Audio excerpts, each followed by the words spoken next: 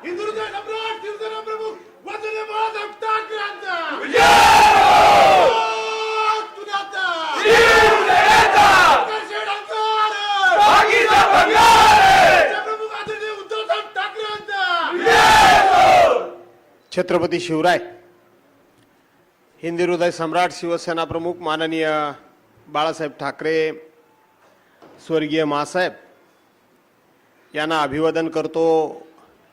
आपल्या राज्यघटनेचे शिल्पकार भारतरत्न डॉक्टर बाबासाहेब आंबेडकर आजच्या ह्या आपल्या कुटुंब स्नेह मेळाव्याकरता, त्याचबरोबर आपले पक्षप्रमुख आणि माजी मुख्यमंत्री सन्मान्य उद्धवसाहेब ठाकरे, आदित्यजी ठाकरे आपल्या या स्नेह मेळाव्याकरता आवर्जून उपस्थित असलेले आपल्या पक्षाचे ज्येष्ठ नेते आणि माजी उपजिल्हा प्रमुख श्री बाबूरावजी खातो, माझे ज्येष्ठ सहकारी माजी सभापती श्री बळीरामराव शिंदे, जिल्हा परिषदेचे माजी उपाध्यक्ष माजी अध्यक्ष श्री विक्रांत जाधव, आपल्या पक्षाचे उपजिल्हा प्रमुख श्री पपुष डांबरे, उपजिल्हा प्रमुख श्री रवींद्र सुर्वे, आपण शिवसेनेची पहिली पंचायत समिती जिंकली 1997 साली आणि त्यावेळचे झालेले पहिले सभापती श्रीयुत विलासजी पिटले,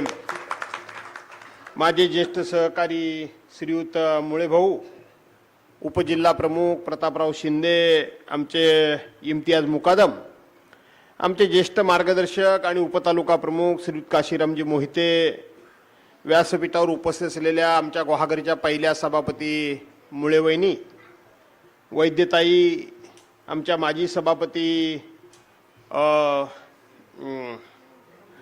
पूर्वी निमुणकर मॅडम, आमच्या ज्येष्ठ सहकारी चित्राताई वाघ, आमच्या उपजिल्हा संघटिका चित्राताई खरे, ऐश्वर्याताई घोसाळकर, आमच्या वेदा फडके मॅडम, त्याचबरोबर आमच्या पहिल्या नगराध्यक्षा गुहागरच्या स्नेहा वरंडे, आमची गुहागरची महिला तालुका प्रमुख आणि माजी जिल्हा परिषद सदस्य नेत्रा ठाकूर, शहर अध्यक्षा चिपळूणच्या वैशाली शिंदे, त्याचबरोबर आमचे खेडचे तालुका प्रमुख अंकुश काते, आमचे संगमेश्वर देवरूचे तालुका प्रमुख श्री बंड्या बोरूकर, युवा सेनेचे आमचे जिल्ह्याचे जिल्हा प्रमुख अजिंक्य मोरे, व्यासपीठावर उपस्थित असलेली पक्षाची सर्वच पदाधिकारी मंडळी, शहर प्रमुख शशिकांत मोदी, बरीच मंडळी आहे, सर्व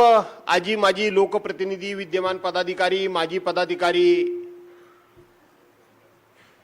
पत्रकार मित्र आणि मोठ्या संख्येने उपस्थित असलेल्या एक सोडून बाकीच्या बांधवांनो, भगिनीनो आणि सहकारी मित्रांनो,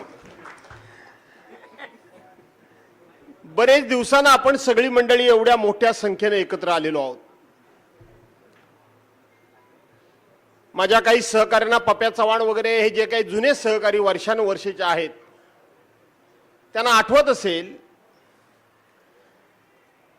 की या तालुक्याचा मी ज्या वेळेला तालुका प्रमुख होतो त्यावेळेला सर्वसाधारणपणे तालुक्यातली संघटना किमान महिन्यातून एकदा आम्ही एकत्रितपणे जमत असू, एका बलाढ्य सत्ताधारी पक्षाच्या विरोधात लढा द्यायचा होता,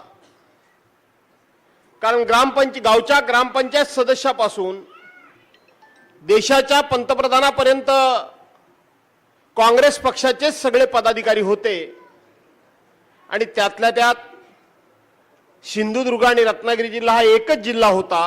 माझ्या मागे कोण हातवारी वगैरे करत नाही ना, ते टीव्हीत दिसतं नंतर ते।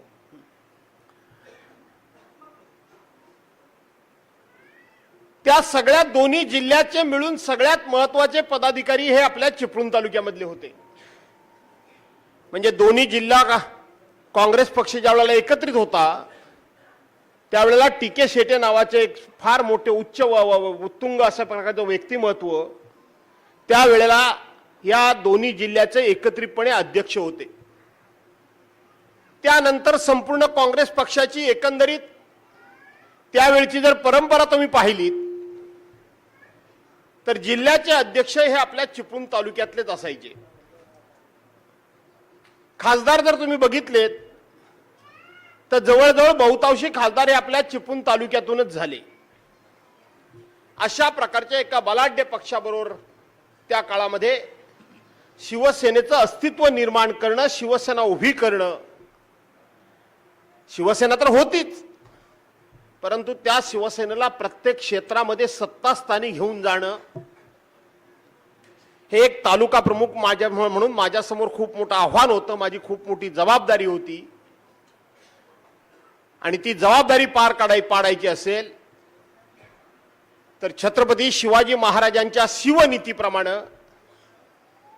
आपले लोक, माझा पॅड काय पॅड कोणाच्या हातात आहे, आपले लोक हे सर्वांगानं तरबेज करायला हवेत, हे सर्वांगानं जाणकार करायला हवेत.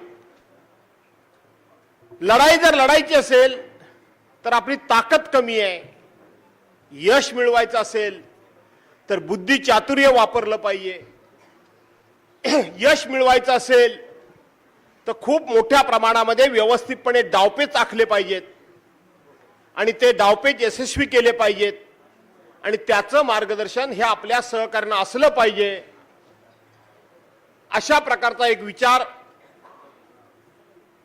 मला वाटतं मी आतमध्ये दिले. पाठीमागे हालचाल करू नका, ती काय होतं कॅमेऱ्यात दिसते ती तुमची पाठीमागची हालचाल नंतर. अशा एका विचारानं आम्ही एकत्रितपणे बसत असू आणि तासनतास चर्चा करत असू, व्यूहरचना करत असू. व्यूहरचना करून समोरच्या माणसांना कशा पद्धतीने शह द्यायचा याचं आम्ही नियोजन करत असू आणि बघता बघता सगळ्या क्षेत्रावर आम्ही शिवसेनेचा ताबा मिळवला, सगळ्या सत्तास्थानी शिवसेनेचा ताबा मिळवला.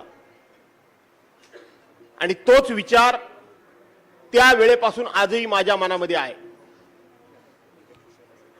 तुम्हाला सर्वांना आठवत असेल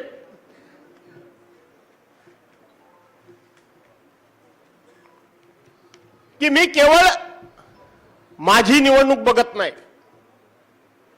किंबहुना माझ्या निवडणुकीची काळजी मी कमी करतो आणि जे सहकारी आपल्याला मदत करतात, आपल्याला निवडून आणतात, त्यांची निवडणूक ज्या ज्या वेळेला येते त्या वेळेला ती निवडणूक जिंकण्याकरता मी माझं पद बघत नाही, मी माझी पोझिशन बघत नाही, ती समोरच्या माणसाची निवडणूक कुठली आहे याचा मी विचार करत नाही. केवळ जिल्हा परिषद, पंचायत समिती, नगरपालिका नाही, आज सुरेश साळवी कदाचित तिथे रामपूरचे आले नसतील, पप्या इथे आहे, त्यांच्या पायाच्या दुखण्यामुळे कदाचित ते आले नसतील, आलेत, त्यांना विचारा. त्यांची एक पोटनिवडणूक होती ग्रामपंचायतीची, मी पालकमंत्री होतो आणि पोटनिवडणुकीकरता मी प्रचारला गेलो म्हणून माझ्यावर मुळे भाऊ खूप मोठी टीका झाली. काय पालकमंत्री ग्रामपंचायतीच्या पोटनिवडणुकीकरता प्रचारला आला? प्रश्न ग्रामपंचायत निवडणूक कुठली हा नव्हता, तर जो कोणी पोटनिवडणुकीला उभा राहणारा माझा सहकारी होता त्यानं मी आमदार व्हावं म्हणून सुद्धा त्यांनी खास्ता खाल्लेले आहेत, त्यामुळे त्याला सुद्धा निवडून आणणं माझी जबाबदारी आहे. अशा पद्धतीने आपण सातत्यानं आपल्या सहकाऱ्यांच्या पाठीमागे कायम उभा राहिलो आणि प्रत्येक ठिकाणी या ठिकाणी संघर्ष सुद्धा खूप मोठ्या प्रमाणामध्ये अंगावर घ्यावे लागले. आणि या संघर्षामध्ये मगाशी विक्रांतनी सांगितल्याप्रमाणे पप्या वगैरे बाकीच्या सगळ्यांच्या भावना तेच आहेत. मी माझ्या सहकार्यांना कधी पुढं करून मी मग मागं उभा राहत नाही. तर त्या वेळेपासून आजपर्यंत ज्या ज्या वेळेला संघर्ष करायची वेळ येते त्या वेळेला भास्कर जाऊ स्वतः मैदानामध्ये उभा असतो, स्वतः भाड्याचे तट्टू आणून कधी लढत नाही, स्वतः उभा असतो. कधीही आपण मागे राहत नाही, आपल्या कुटुंबियांना मागे ठेवत नाही. माझे भाऊ बंद हे सगळे पुढे असतात, कधीही पाठीमागे नसतात. आणि त्याचं चित्र तुम्ही सर्वांनी बघितलं, परवा बघितलं की नाही बघितलं? होतो ना मी रस्त्यावर उभा, होतं ना माझी सगळी मुलं बाळ पुतणे बितणे रस्त्यावर उभे, माझे भाचे बीचे जावई बिवई सगळे होते ना, का तुम्हाला आम्ही पुढे करायला काय सांगितलं होतं? मग एवढं सगळं झाल्यानंतर आजचा मेळावा हा कशा करताय? विक्रांतने अतिशय उत्तम प्रकारचं त्या ठिकाणी विवेचन केलं. खरंच माझे डोळे भरून आले, मी एकदम सदगतीत झालो. मला खरं सांगायला गेलं तर विक्रांत हुनके आवरत नव्हते, पण मी स्वतःला आवरलं. मी आवरलं. ज्याच्यामध्ये आपल्या बापाबद्दल कोण काय बोलतोय त्याच्याकरता तर उभं राहायचंच, पण ते राहत असताना तू तुझ्या भाषेचा दर्जा सुद्धा जराही खालावू दिलाच नाही, हे लक्षात ठेव, जो तुझ्या बापानं कधी घालवला नाही. मित्रांनो, मी आक्रमक भाषण करतो, मी आक्रमक भाषण करतो. सगळे मला थोडासा रागीट समजतात, जहाल समजतात, पण माझ्या 40 वर्षाच्या राजकीय जीवनामध्ये माझ्या प्रतिस्पर्ध्याबद्दल, माझ्या विरोधकाबद्दल, विरोधी पक्षातल्या कुठल्याही लेकी बाळींबद्दल, सुनांबद्दल, आई बहिणीबद्दल कधीही कोणाच्या मुलाबाळाबद्दल व्यक्तिगत पातळीवर जाऊन अस्लाद्य भाषेचा शब्दप्रयोग मी कधी केला हे कोणी सांगू शकणार नाही. कोणी सांगू शकणार नाही की भास्कर जाधवने कोणाच्या तरी लेकी बाळींबद्दल, सुनांबद्दल, बहिणींबद्दल अपशब्द वापरले असं कधीही कोणी सांगू शकणार नाही. जरूर माझी भाषा आक्रमक आहे, पण त्या आक्रमकतेमध्ये सुद्धा माझ्या भाषेमध्ये कायम सभ्यता आहे, लक्षात ठेवा. जरूर माझे शब्द एखाद्याच्या वर्मी बसतात, आणि ते बसायला पाहिजेत का नाही बसायला पाहिजेत, पण ते बसत असताना कधीही कोणत्या शब्दाचा दर्जा कधी मी खालावू दिला नाही. आणि विक्रांत, मनामध्ये राग असताना तू सुद्धा तो शब्द या ठिकाणी ती प्रथा राखलीस, त्याबद्दल मुलगा म्हणून तुझं मी जाहीरपणे कौतुक करतो या ठिकाणी. मित्रांनो, काय झालं काय थोडासा संभ्रम निर्माण केला गेलाय. फार वेगवेगळ्या चर्चा सुरू आहेत, म्हणून काही गोष्टीचा खुलासा करणं अत्यंत महत्वाचंच आहे. काय या भानगडी आम्ही काय कोणाच्या जीवावर केल्या? आम्ही आमच्या जीवावरच केल्या. कोणतरी आमच्या मदतीला धावून येईल, कोणतरी आम्हाला पाठिंबा देईल, आणि मग आपण ते सगळं करायचं, हे काय ठरलेलं काहीच नव्हतं. किंवा याच्यामध्ये व्यक्तिगत आमचं कोणाशीही भांडण नव्हतं. परंतु गेले 1.5-2 वर्ष ज्या पद्धतीनं आपले पक्षप्रमुख या पक्षप्रमुखांबद्दल, त्यांच्या कुटुंबियांबद्दल ज्या घाणेरड्या शब्दामध्ये सातत्यानं बोललं जातंय, हे तुम्हाला मान्य आहे? याचा प्रतिकार करायचा नाही, यांना त्याच शब्दात कधी कधी उत्तर द्यायचं नाही. दिलं पाहिजे का नाही दिलं पाहिजे? काय लागतात बाहेर? बॅनर लागतात. टायगर आ रहा है, हायला चुकीला माफी नाही, बदला घेतला जाईल, हिशेब चुकता केला जाईल, वगैरे वगैरे वगैरे अशा प्रकारचे बॅनर लागतात. कोणाच्या बॅनर लागतात? राष्ट्रीय पक्षाचे, एका राष्ट्रीय पक्षाचे, भारतीय जनता पार्टीचे, जे आज विश्वगुरु म्हणून त्यांच्या पक्षाचे समजतात, त्या विश्वगुरूंचा फोटो, त्यांची निशाणी, त्यांचे पक्षाचे अधिकृत पदाधिकारी अशा प्रकारच्या ज्यावेळेला फोटो लावतात, अशा प्रकारचे आव्हान देतात, जिकडे तिकडे प्रसिद्धी करतात, टीझर प्रसिद्ध करतात, त्यावेळेला भास्कर जाधवच्या पाठीमागं 40 वर्षाची पुण्याई उभी राहिल्याशिवाय राहणार नाही. आणि ती उभी राहिली परवांच्या दिवशी पुण्याई पाठीमागं. त्याबद्दल योग्य ठिकाणी मी बोलेन. आजचा माझा तो विषय नाही. माझा विषय एवढाच आहे की थोडंसं घरभेदी, जे घरभेदी आहेत ना, त्यांनी थोडा संभ्रम निर्माण केला. काही ठिकाणी बोलले, ते म्हणाले काय गरज होती त्या सिंधुदुर्गात जाऊन भास्कर जाधवनी बोलायची, ते बोलले. आता मी भाषा कुठली वापरली? ह्यांच्यासारखी भाषा मी वापरली आहे? ते बोलले, ते आता इकडे येऊन बोलले, आता भांडणं झाली, आता ह्यांचा खर्च बिर्च कुणी करायचा? म्हणजे हा घरात, आणि ह्याला काळजी नेहमी खर्चाची, हा खर्च कुणी करायचा? अरे बाबा, तुला कोण गेला तुझ्याकडे खर्चाचा विचार? हा कोण गेला कोण? आणि जे रस्त्यावर उतरले त्यांचा विश्वास माझ्यावर आहे, तुझ्यावर नाही आहे. मला धक्का बसला 40 वर्षाच्या राजकीय जीवनामधला. अनेक वेळेला अशा प्रकारचे संघर्ष झाले. हे बाबूराव खातू इथं बसलेत, बंधू टाकळे आज हयात नाहीत. माजी आमदार आमचे बापूसाहेब खेडेकर हयात नाहीत. विलास सैतवडेकर वगैरे ही मंडळी आहे. ज्या वेळेला माझं नेतृत्व पुढे आलं त्यावेळेला खूप मोठे अशा प्रकारचे संघर्ष झाले. पण त्या संघर्षामध्ये कदाचित हे मदतीला धावून नाही आले, पण ह्यांनी कधी विरोधकांना हात मिळवणी नाही केली. ते म्हटले जाऊ दे, त्याचा तो काय तो करतोय, त्याचा तो निस्तरील, काय हरकत नाही. पण या वेळेला लक्षात ठेवा, उशाजवळ साप ठेवून झोप कधी येत नाही. उशाजवळ साप जर असेल तर झोप येईल तुम्हाला? येणार नाही. काय झालं पोलीस स्टेशन मध्ये? कोण जात होतं पोलीस स्टेशन मध्ये? याद्या घेऊन कोण जात होता आणि सांगत होते हा आमचा नाही, हा भास्कररावांचा आहे, हा आमचा नाही, हा भास्कररावांचा आहे. ह्याला बाहेर काढा, ह्याला बाहेर ठेवा, याला अटक करू नका. कोण सांगत होतं? माझ्या 40 वर्षामध्ये मी पहिल्यांदा बघितलं मी 40 वर्षामध्ये. काय झालं काय? इथं अशोकराव नलावडे बसलेत. अशोकराव नलावडे आमचे आहेत, त्यांना तेवढं बाहेर ठेवा. तो गोट्या मोरे तुम्हाला माहित आहे, त्याच्या सख्या बहिणीचं लग्न होतं. त्याच्या सख्या अशोक नलावडे तिथं नव्हतेच भानगडीला. ते रस्त्याच्या पलीकडे चहाच पित होते. मी नंतर सगळ्या माहिती घेतल्या तेव्हा. तो या गोट्या मोडीच्या घरी लग्न, त्याच्या सख्या बहिणीचं. 22 तारखेला त्याच्या बहिणीचा साखरपुडा होता शिरळमध्ये.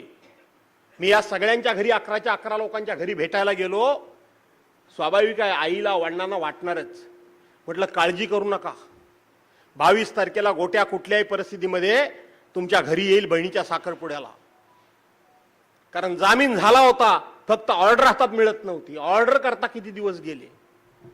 22 तारखेचा साखरपुडा झाला, गोट्या सुटू शकला नाही. 23 तारखेला मी रामटेकला होतो, विदर्भाच्या दौऱ्यावर होतो. 22 तारखेला मी इथून गेलो, 23 तारखेला गेलो. 23 तारखेला जामीन होणार होता, तोही झाला नाही. 24 तारखेला सख्या बहिणीचं लग्न होतं. काय घरात प्रसंग असेल विचार करा. कुठं चंद्रपूर, कुठं गडचिरोली, कसा आलो असेल ते मला माहिती आहे. आलो आणि त्यांच्या लग्न मंडपात गेलो. Phadke madam direct. आई गदगदा रडत होती, बायको गदगदा रडत होती. लग्नाला उपस्थित राहिलो आणि जाऊन त्यांना आतल्या खोलीमध्ये सगळ्या कुटुंबाला बोलवलं. आई रडणारच, त्याची बायको रडणारच. त्याच्या वडिलांचं मला कौतुक करायचंय, त्यांच्या वडिलांचं कौतुक करायचंय. त्याच्या वडिलांनी सांगितलं कशाला रडताय? गोट्या नाही आला तर काय झालं, म्हणजे हेमंत नाही आला तर काय झालं? अगं गोट्याचा दुसरा अवतार म्हणजे भास्करराव हाच आपला गोट्या आहे. का? तो पक्षाचा कार्यकर्ता नव्हता? कोण हे वरिष्ठ नेते? कोण? हा उमेश खताते इथं आहे. याचे वडील, त्यांच्यावर पण आरोपपत्र होतं. उमेश खताते आमचा आहे, त्याला बाहेर काढा. त्याचे वडील भास्कररावांचे आहेत. हा आमचा आहे. कोण सांगत होतं हे सांगत होतं कोण? हे माझी लढाई, मला हात जाब विचारायचा आहे तुम्हाला. तो संघर्ष माझा व्यक्तिगत होता की तो पक्षीय होता? पक्षीय होता ना. हा माझा आणि तो तुझा काय प्रकार आहे? या नाता आपण सोडवण्याचा प्रयत्न केला. पोलीस तर काय, पोलीस आता सध्या लाचारच झालेले आहेत. त्यांच्यात पोलीस पण राहिलंय काय? ते सध्या कोणी सांगावं कान धर बस की बस, उठ की उठ, नुसता नावाला ड्रेस आहे म्हणून ते पोलीस. बाकी पोलीस नावाला काळीमात आहे तो.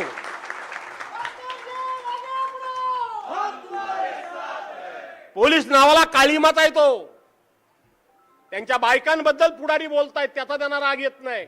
बघितलं ना टीव्हीवर, तो आपल्याबद्दल काय येणार. ज्या दिवशी हा संघर्ष झाला त्या दिवशी वास्तविक आपण त्याचं सगळं संपवलं होतं की चला ते पुढे येत नाही, प्रत्येकाने घरोघर जा, चहा पाणी पिया आपण दिलं, नाश्ता पाणी दिलं, सगळे लोक पांगले होते. पांगले होते की नाही पांगले होते. खरं तर ह्या घटनेला जबाबदार पोलीस आहेत. मी त्यांना सांगितलं की त्यांचा सत्कार जिथं झालाय त्यांना गाडीत घाल भरा आणि घेऊन जा. पण वरून सारखे फोन येत होते, वरून सारखे फोन येत होते. आणि हे सगळं झाल्यानंतर ऍडिशनल एसपी आली आणि पोलीस आमच्या लोकांना घराघरात जायला लागले.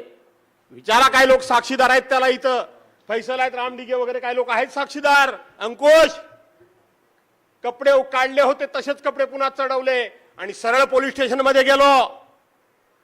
सरळ पोलीस स्टेशन मध्ये गेलो आणि सांगितलं की या सगळ्या भानगडीत तुम्हाला जर कोणाला अटक करायची असेल तर माझ्या लोकांना हात लावायचा नाही, मला अटक करा, मी स्वतः जायला तयार आहे. हे सांगणारा मी कुठं, आणि हा आमचा नाही तो आमचा नाही सांगणारे कुठं. काय चाललंय काय. पहिल्यांदा अटकपूर्व जामीन आपण घेतला तो पक्षातल्या पदाधिकाऱ्यांना घेतला, माझ्या मुलाबाळांचा नाही घेतला. तुम्ही पण लक्षात ठेवा, कोणाचं नेतृत्व स्वीकारायचं, कोणाच्या पाठीमागे उभं राहायचं. मी तर काय आता शेवटी आता वय इतकं बघितल्यानंतर मी किती काळ तुम्हाला सहकार्य करून मला माहित नाही. आहे अजून मजबूत आहे ना.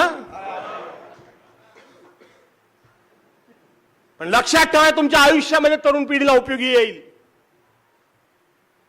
माझे जावई, माझी मुलं, माझे पुतणे यांचा पहिल्यांदा मी अटकपूर्व जामीन घेतला नाही. मला शक्य होतं ना. मी पहिल्यांदा अटकपूर्व जामीन घेतला तो पक्षाच्या पदाधिकाऱ्यांचा घेतला. का तर पक्षाच्या पदाधिकाऱ्यांना अटक केलं तर पक्षाचं नाव बदनाम होईल म्हणून पहिल्यांदा मी पक्षाच्या विभ्रती करता पहिल्यांदा लढलो. आणि त्यातल्या काही पदाधिकाऱ्यांचा आपण जामीन घेतला. ते पदाधिकारीच सांगायला लागले आम्हाला, धक्क्यावर धक्के बसत होते मला की आमचा कशाला घेतला. आमच्या वरिष्ठांनी आमचं नाव काढलं होतं. कोण म्हणतं, पदाधिकारी म्हणतात. आमच्या वरिष्ठांनी आमचं नाव काढलं. कोण हे वरिष्ठ,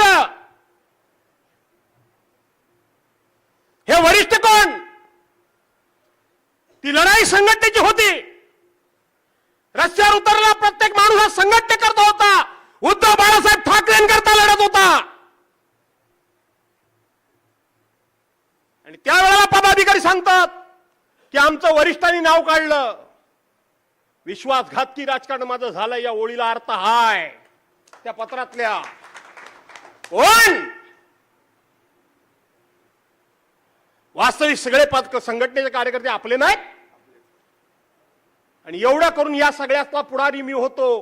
कोणाला काढायचं नाही, कोणाला काढायचं नाही हे मला विचारायला नको.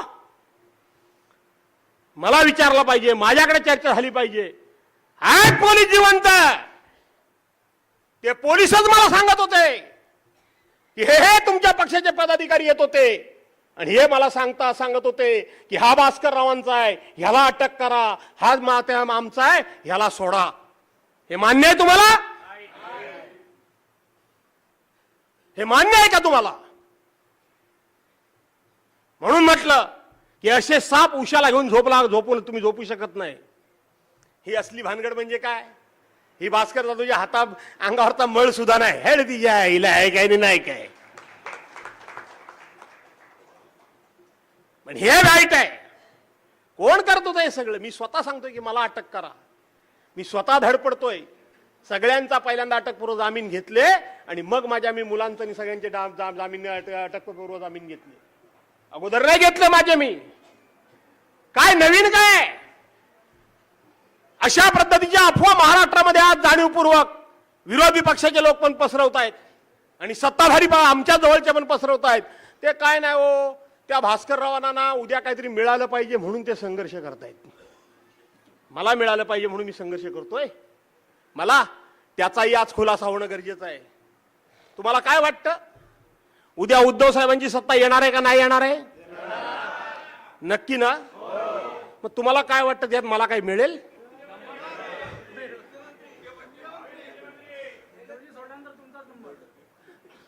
तुम्हाला आजच सांगून ठेवतो, मला काही मिळायचं नाही. मी आजच सांगतो तुम्हाला. आणि मी त्याच्याकरता लढतच नाही. त्यामुळे मला त्याचं काही दुःखच नाही. कारण ज्याची अपेक्षाच मी केली नाही ते मला मिळणार नाही, त्याचं दुःख काय मला वाटणार आहे? तुम्हाला असं वाटतं? त्यावेळेला मग अशी चर्चा होते, भास्कर जाधव जरा आक्रमक जास्तच आहे, तो रागीट आहे भयंकर. तसं नाही, जरा सगळ्यांशी संबंध चांगले ठेवणारा माणूस असायला पाहिजे, जरा गोड बोलणारा असायला पाहिजे. हा जरा थोडासा गरम डोक्याचा माणूस आहे म्हणून ह्याला नको. म्हणजे दुसऱ्या पक्षाशी संबंध ठेवणारा म्हणजे हात मिळवणारा चोर पाहिजे. काय झालं काय? तुम्हाला आज सगळ्यांना मी सांगून टाकतो, मी जो लढतोय तो काहीतरी मिळणार आहे म्हणून लढणार नाही आणि लढत पण नाही. अरे मिळायचं असतं तर मला 2019 साली मला मंत्री करायला हवा होता का नको होता? सगळ्यात सिनियर कोण होता? मीच होतो ना. पूर्वी शरद पवार साहेबांनी मला मंत्री केलाच होता ना. इथं मला केला. मी कधीतरी माझ्या भाषणामध्ये कधीतरी याचा उल्लेख केला? सांगा जरा, एकानं कोणी पण सांगा की मला केलं नाही वगैरे असं. एकदा फक्त ज्या दिवशी मंत्रिमंडळाचा विस्तार झाला त्या दिवशी झी 24 तासला फक्त मी एकच वाक्य बोललोय, ते मला चांगलं आठवतंय की माझा हक्क होता, मला मिळायला पाहिजे होतं आणि मिळणं माझा हक्क होता. परंतु माझ्यावर अन्याय झाला. अन्याय हा शब्द मी वापरला नाही पण मी बोलतो.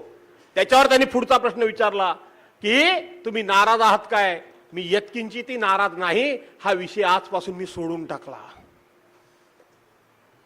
थोडा वेळ तुमचा घेऊ ना. मी त्या दिवशी सांगितलं. त्यानंतर कधीही स्वतःचा मोठेपणा वाढवण्याकरता, काय काय लोक स्वतःचा मोठेपणा वाढवण्याकरता खूप वेळा बोलतात स्वतःबद्दल, कधी बोललो नाही. त्याच्यानंतर उद्धव साहेब मुख्यमंत्री असताना हे भाजपवाले सकाळ संध्याकाळ अटॅक करत होते, त्यांच्यावर करत होते. माहिती आहे का नाही तुम्हाला? त्यावेळेला ज्यांना मंत्रीपद दिले त्यातले किती जणांनी तोंड उघडली होती हो? आज जे उद्धव साहेबांवर बोलतात त्यांनी तोंड उघडली होती? मी गप्प होतो?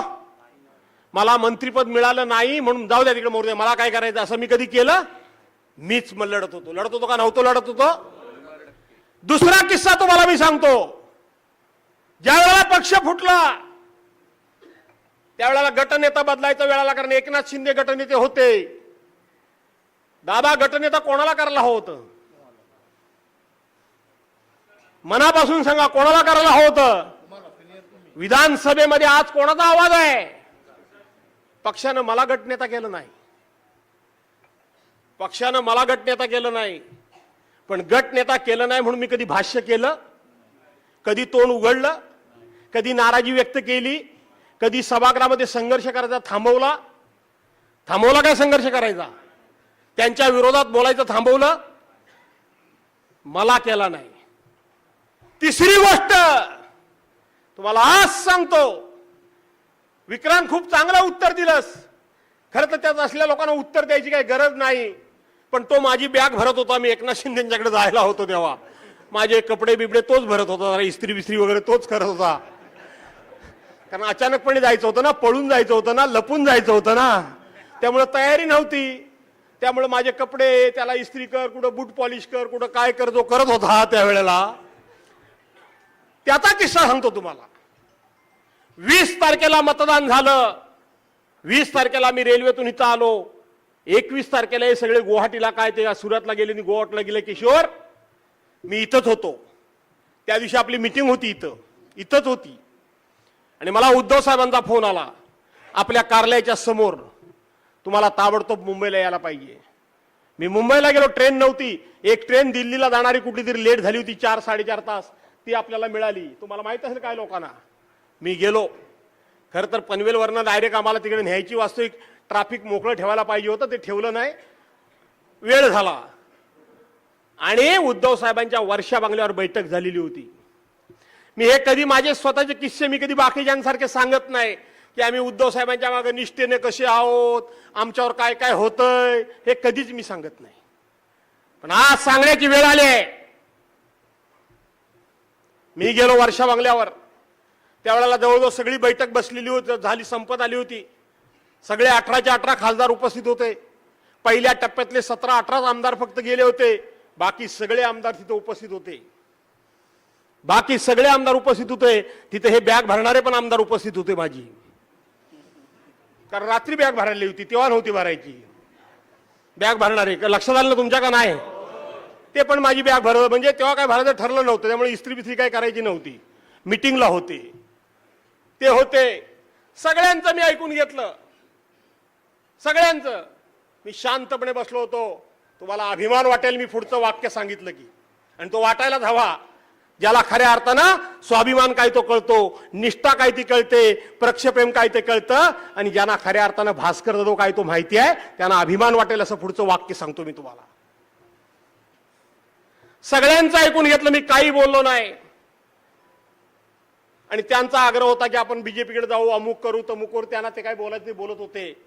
आणि ह्या एकट्या भास्कर जाधवनी तिथं सांगितलं, उद्धव साहेब तुम्ही पक्षाचे पक्षप्रमुख आहात, तुम्ही आमचे नेते आहात, तुम्ही राज्याचे मुख्यमंत्री आहात, तुम्ही काय निर्णय घ्यायचा हा सांगणारा मी कोण? बरोबर आहे का नाही? निर्णय तुम्ही घ्यायचा आहे. तुम्हाला काय वाटेल तो निर्णय घ्या. पण मला असं वाटतंय की तुमचा निर्णय घेण्यापूर्वी मला माझी भूमिका स्पष्ट करणं आवश्यक आहे. म्हणून मला आता माझी भूमिका स्पष्ट केली पाहिजे, ते मी करतो. मी म्हटलंय अभिमान तुम्हाला वाटेल तो सांगतो तुम्हाला. आता ती भूमिका स्पष्ट करतो. तुम्ही कुठेही जा, पण मी नंतर माझी भूमिका स्पष्ट केली तर म्हणाल भास्कर जाधवनी फसवलं. म्हणून आत्ताच सांगतोय की तुम्ही कुठेही जा, पण तुम्ही जर भाजप बरोबर गेलात तर भास्कर जाधव तुमच्या बरोबर नाही.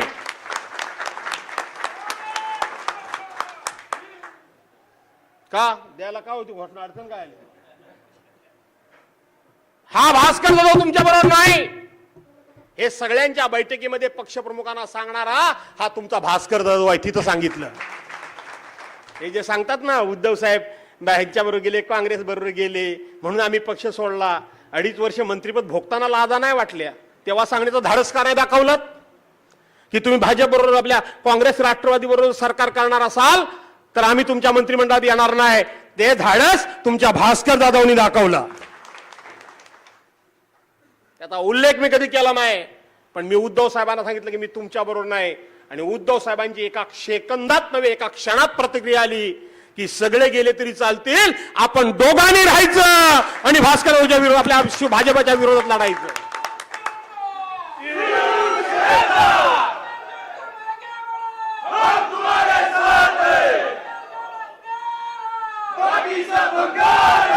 आपण दोघे राहिलो तरी चालेल, आपण दोघांनी मिळून भाजपच्या विरोधात लढायचं. आज जो भास्कर जाधव लढतोय तो मंत्रिमंडळी सभा करता नाही तर आपल्या पक्षप्रमुखाला दिलेल्या शब्दाकरता भास्कर लढतोय. सगळेच काय पदाकरता चटवलेले आहेत काय? लाचार आहेत काय? माझ्याच पक्षातले काय लोक ही सगळी पिल्लं सोडतायत, तुम्हाला माहित नाही म्हणून सांगून ठेवतो. पण मी कधी हे बोलत नाही, बोललो नाही. पक्षांतर्गत विषय जाहीर व्यासपीठावर मी कधी चुकून बोलत नाही. बोलतो कधी? कोणाला निष्ठा शिकवता तुम्ही? खोट्या निष्ठेच्या गोष्टी करायच्या. पप्यान सांगितलं ते काय खोटं सांगितलं नाही. कोण होतं त्यावेळेला राष्ट्रवादीला मत द्या म्हणून सांगणारे माझ्या विरोधात? कोण होते? कोण? मी तर नव्हतो गेलो कुठल्या पक्षात. मी तर अपक्षात निवडणूक लढवली होती ह्या माझ्या सहकाऱ्यांच्या जीवावर. होतं कोण तेव्हा? शेवटी अन्यायाला शेवटी परिसीमा झाली की तोंड उघडावं लागतं. उघडायलाच पाहिजे ना. मी सांगितलं मी येणार नाही भाजपा बरोबर. कोणाला कोणाची बदनामी करताय? हे पत्र सुद्धा काल तर व्हायरल कुणी केलं आहे काय त्या पत्रात? त्या पत्रात हे जे कोण गद्दार आहेत त्यांच्यापासून तुम्हाला सावध करावं आणि उद्धव साहेबांचा झेंडा फडकवावा ह्या असे त्या पत्रामध्ये उल्लेख आहे. अर्थ त्याचा तो आहे. कुणी केलं व्हायरल मला माहिती आहे, पण ते शोधणं आता जबाबदारी पक्षाची आहे, माझी नाहीये. वाटलं तर पक्षाला शोधेल नाही तर शोधणार नाही, त्यांचं त्यांनी ठरवायचं. सगळ्याच काय जबाबदारी आमच्या नाहीये. आणि म्हणून व्हायरल कोणी केलं पत्र? दुसरा मला प्रश्न विचारायचा आहे. बंड्या बोरुकराता म्हणाला की तुम्ही लढवा म्हणून, आमचा पप्या म्हणाला, बाकी ज्यांच्या पण भावने आहेत. मला तुम्हाला प्रश्न विचारायचा आहे. गेले 2 महिने मी चिपळूणमधून निवडणुका लढवणार असं अजिबात बोलायचं बंद झालंय. सगळं थांबलंय का वातावरण चांगलं गरम आहे? थांबलं का गरम आहे? 2 दिवसापूर्वी महाशिवरात्र झाली कुठे एका संभाव्य उमेदवाराचे फोटो कुठे दिसले नाहीत. आमच्या चिपळूणमधले आणणारे लोक दिसले काय? आणणारे देवदर्शनाला दिसले काय? अरे कसले निष्ठावंत हे निष्ठावंत कसले? ही चिपळूणची जागा, त्याचा एक किस्सा तुम्हाला सांगून टाकतो. माझ्या पोराकरता मी काही करत नाहीये. त्याच्या नशिबात असेल तर होईल, नाही तर होणार नाही. मी माझा पोरगा बाकीच्या नेत्यांसारखा करत बसणार नाही. मला खात्री आहे त्याच्यामध्ये कर्तृत्व आहे, तो जाईल पुढं, नाहीतर नाही जाणार. आहे कोणाला परवा त्याची? आमचं काही घराणं काही राजकारणातलं नव्हतं. ज्या वेळेला शेखर निकम पलीकडे गेले, अगोदर त्यांना मी सांगतच होतो पदाधिकाऱ्यांना, पण हे एवढे आहारी गेले होते, विकले गेले म्हणणार नाही, आहारी गेले होते, एवढे आहारी गेले होते. यांनी ती जागा सोडलेलीच आहे. ज्या वेळेला शेखर निकम शिंदे गटात गेले त्या वेळेला मला वाटलं की ही जागा आपण घेऊ शकतो. आणि अचानकपणे इथंच आपण एक 100-200 लोकांची बैठक लावली. ती मोठा मेळावा झाला का नाही? संदीप कोलके वगैरे आलीत काय जुनी मंडळी का नाही? चंद्रकांत सुवारबीवर आलेत काय? प्रकाशराव वगैरे मला भेटले, चंद्रकांत सुवार नाही आले. आणि इथं सगळी जुनी जाणती माणसं इथं बाहेर पडली एकदम झापकन, आणि आपण ही शीट लढवायची. मी फक्त एक वातावरण निर्मिती केली. मला माहित आहे की शीटा अशा सोप्या नसतात. त्याच्यानंतर मी पवार साहेबांना भेटलो. असं नाहीये हे, पवार साहेबांना भेटलो, म्हटलं ही तुमच्या पक्षाची जागा आहे, तुम्ही लढवणार नाही, ते आपल्याला जिंकून यायला पाहिजे. मला आशीर्वाद देणार, जा म्हणले लढा.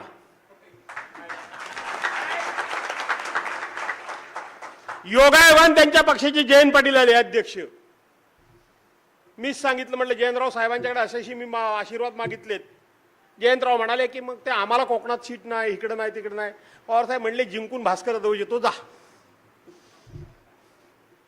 काय वाईट काय केलं मी? तिथून मी माझ्या पक्षप्रमुखांना उद्धव साहेबांना जाऊन भेटलो.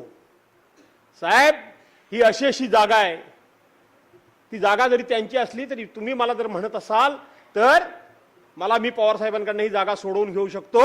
उद्धव साहेब मला म्हणले ठीक आहे. एकदम किडा कोणाच्या वळवळला नंतर, माझं नाव फुटल्यानंतर कोणाच्या किडा वळवळला? आता तो किडा कुठं मेला? काय गेला कुठं किडा तो? त्याच्यानंतर या सचिन कदमला मी विचारलं, तुमच्या माहिती करता सांगून ठेवतो, बाबा रे तू जो काय नेहमी सांगतोस मी निष्ठावंत आहे, मी निष्ठावंत आहे, मी निष्ठावंत आहे, आता तुझ्या निष्ठा मी बऱ्याच बघितलेत, त्यामुळे तुला न्याय मिळाला पाहिजे, लढ. छे हो, आमच्यान कुठलं काय होतंय, आम्ही ते काय नेहमीच असतंय. नाही, मी विचारलं हे प्रशांत यादव वगैरे जे आता काही इच्छुक आहेत तो विषय आहे, त्यांच्या घरी मी गेलो. भास्कर जो राजकारणात डावपेच खेळायला कमी नाही आहे, त्यांच्या घरी गेलो. त्यांना म्हटलं तुम्ही इच्छुक असाल तुम्ही लढवा. ते म्हणले नाही हो, जिंकून यायचं असलं तर तुमच्याशिवाय पर्याय नाही. मी रवींद्र मानेंच्या घरी गेलो. मी सुभाष मानेंना भेटायचा प्रयत्न केला, पण ते मुंबईमध्ये होते. बरोबर ना बंड्या? बरोबर ना मुन्ना? आता आणखीन कोण दिवटा राहायला भेटायचं त्याला? यांना विचारलं, हे आमचे नेते बघा मोठी इथं बसले बाजूला, प्रतापराव. विचारलं का नाही प्रतापराव, बुवा लढता काय? लढा. इथं काय चाललंय तुम्हाला माहिती आहे? निष्ठेच्या गोष्टी करायच्या. आम्ही फार निष्ठावंत आहोत, आम्ही इकडे. मी तुम्हाला आज सांगू काय, तुम्ही पण आयुष्यामध्ये एक तत्व पाळा. एक वेळ एखादा विचार परवडला नाही, पटला नाही, आपलं कोणाशी पटलं नाही, सरळ बाजूला व्हा. त्याला आम्ही निष्ठावंत म्हणतो. आणि पक्षात राहून पक्षाची जो वाट लावतात त्याला काय म्हणतात?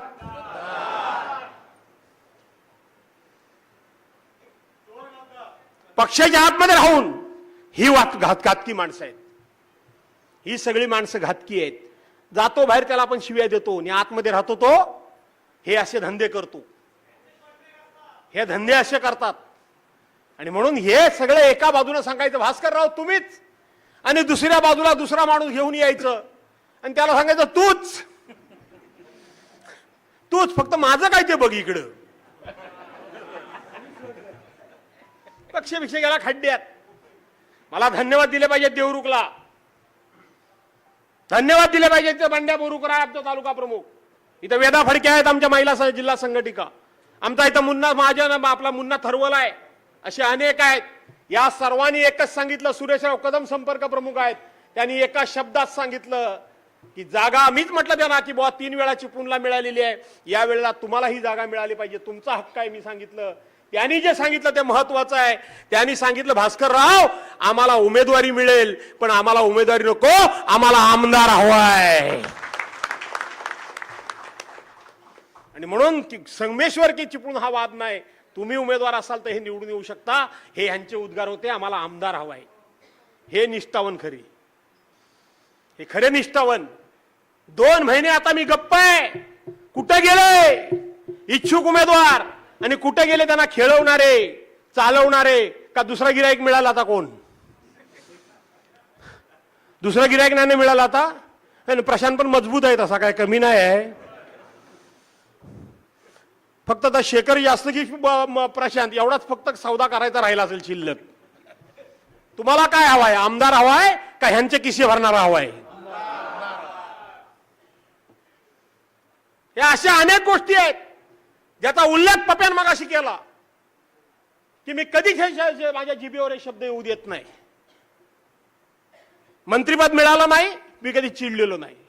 गटनेतेपद मिळालं नाही, मी माझं काम कधी सोडलं नाही. आणि आताही सुद्धा तुम्हाला माझा भाषणाचा मुद्दा हा होता की तुमची समज जर असेल की मला पुढे काहीतरी मिळतंय म्हणून मी हा संघर्ष करतोय, मला काहीतरी मिळेल म्हणून मी लढतोय. मित्रांनो, तुमच्या मनात जर संशय निर्माण झाला तर सगळ्यात जास्त दुःख मला होईल. मी कशा करताही लढत नाही. मी एवढंच लढतोय की माझ्या शिवसेनेवर, माझ्या पक्षप्रमुखावर अन्याय झालाय, त्या अन्यायाच्या विरोधात लढलंच पाहिजे, याच्याकरता मी लढतोय. आणि मग अशी विक्रांनी सांगितलं, माझ्या तोंडचे शब्द बरेचसे घेतले नाहीत त्यांनी, मैदान सोडणारी माणसं आम्ही नाही हो. हे अशा भानगडी तुम्हाला काय वाटतं आम्हाला त्रास नसेल होत का? सोडायचं मैदान, सोडायचं. मी तुमच्या पुढचं माहिती करता सांगून ठेवलंय. ते पुन्हा सांगतो, सांगायला नको ते सांगतो. मी उद्धव साहेबांना सांगितलंय, तुमच्या मनात माझ्याबद्दल काय असायचं ते असू द्या. तुम्ही माझं भलं कराल की वाटोळं कराल ते तुमच्या हात आहे. तुम्हाला काय कराल ते करा, तुम्ही काही करा. पण मी तुम्हाला शब्द देतोय आणि तो शब्द मी पुरा करेन की 2024 पर्यंत विधानसभेची निवडणूक होईपर्यंत तुमची साथ सोडणार नाही म्हणजे नाही, हे मी सांगितलं. साथ सोडणार नाही हे मी सांगितलंय. त्यामुळे कालच्या बातम्या मीडियाने पेरल्या, हा का कोणी पेरल्या? पेरल्या ना, हे लक्षात ठेवा. आता मी त्याला कशाला देऊ उत्तर त्या गोष्टी करता? मी काल एक स्टेटस टाकलं होतं, एका शब्दाचं उत्तर आहे माझं. मी स्टेटस टाकून दिलं होतं, काय बोललो नव्हतो मी. एवढंच फक्त बोललो होतो, योद्धा जेव्हा शरण जात नाही, योद्धा जेव्हा शरण जात नाही ना, काय झालं? शिवाजी महाराजांची बदनामी थोडी झाली, संभाजी महाराजांची बदनामी थोडी झाली, शाहू महाराजांची बदनामी थोडी झाली, बाजीराव पेशव्यांची थोडी झाली, माधवराव पेशव्यांची बदनामी थोडी झाली. अरे एवढंच कशाला? ती माऊली 14 वर्ष वनवास भोगून आली, त्या सीतेची सुद्धा बदनामी झाली. झाली का नाही झाली? तिला पुन्हा जावं लागलं की नाही बाहेर? 14 वर्षाचा वनवास भोगून शेवटचा काळ सुद्धा तिच्यावर टीका झाली, तिच्याबद्दल तिला त्रास दिला गेला, तिला बदनाम करण्यात आलं. झालं ना? भास्कर जाधव कोण आहे? भास्कर जाधव एक सामान्य माणूस आहे. आणि म्हणून काल एक स्टेटस टाकलं की योद्धा जेव्हा शरण जात नाही तेव्हा त्याला बदनाम केलं जातं. एवढंच फक्त मी बोललो. मी सहजासहजी आटपत नाहीये, मी सहजासहजी शरण जात नाहीये, मी ईडीला घाबरत नाहीये, मी सीबीआयला घाबरत नाहीये, मी एनआयएला घाबरत नाहीये, मी इन्कम टॅक्सला घाबरत नाहीये, मी कोणालाही घाबरत नाहीये. भाजपच्या नेत्यांनी माझा खून करायची जाहीर सभेमध्ये बोलले, मेलो तरी हरकत नाही, पण मी घाबरत नाही. तेव्हा शेवटचं षडयंत्र आहे की मला बदनाम करायचं काम चाललेलं आहे. हे षडयंत्र आहे. कोणाच्याही आमच्या मनामध्ये नाही की पक्ष सोडून जाणं बिणं, हे जाणं ते जाणं आमच्या मनात पण नाही आणि काही नाहीये. कशा करता? बरं, जेव्हा 2 वेळा पक्ष सोडले तेव्हा सगळ्यांच्या बैठका घेऊन केलं. लपून छपून तर काहीच करणार नाही. रातोरात बॅग भरून झालं काय? मी तुमच्यासारखा आहे? ते सगळे किस्से सांगून मी त्यांचं महत्व वाढवत नाही. ज्या दिवशी बॅग भरून गेले त्या दिवशी रात्री आम्ही एकत्र एका हॉटेलमध्ये पप्पे जेवत होतो. मी म्हटलं राहू दे आता माझी बॅग भरायची, जरा ये जेवायला. राहू दे, इस्त्री बिस्त्री करून जरा दमला असशील. म्हटलं नको तू. तो मोहित कंबोजी एकदाच बोलला, त्याचं उत्तर चांगलं दिलंस, लागू पडतं सगळ्यांना. कोणाला घाबरेन मी? मी कोणाची लांडी लाबाडी केली नाही, कोणाची चोरी केली नाही, कोणाचं तोंड मारलं नाही, कोणाचा पैसा खाल्ला नाही, मंत्री असताना भ्रष्टाचार केला नाही, माझ्यावर आरोप नाही. कोणाच्या बापाला घाबरणार आहे मी? कशाला घाबरणार आहे? आणि म्हणून आज मी विदर्भातली जबाबदारी घेतली आहे. 28 आमदारांचा एरिया मला दिलाय. 28, 1-2 नव्हे, 5.5 खासदारांचा मला आमदार दिलाय. प्रकाशराव मोरे, तिथं एकही आमदार सेनेचा नाही, एकही खासदार सेनेचा नाहीये. मी उद्धव साहेबांना सांगितलंय की इथं आपल्याला पक्ष उभा करण्याची संधी आहे. यश अपयशानंतर आहे, पण पक्षाची निशाणी, पक्षाचे कार्यकर्ते घराघरात पोहोचवण्याची संधी आलेली आहे. एक जागा तरी मला लोकसभेची ताब्यात द्या. मी एक जागा तरी द्या आणि 28 जागांपैकी 10 आमदारकीच्या जागा द्या. तुमच्याकडे फक्त आशीर्वाद मागतो. 4-5 आमदारांनी एक खासदार निवडून आणल्याशिवाय राहणार नाही. जाईन तिथं, मेहनत करीन, कष्ट करीन. काय तिथं शिवसेना आहे तुम्हाला काय सांगू? कोकणातली शिवसेना एक नंबर आहेच, पण ती आता फक्त निवडणुकीपुरतीच राहिली मला वाटतं. तुमच्यातली अशी रसरसती शिवसेना मला उभी करायची आहे. करणार ना? का घाबरणार?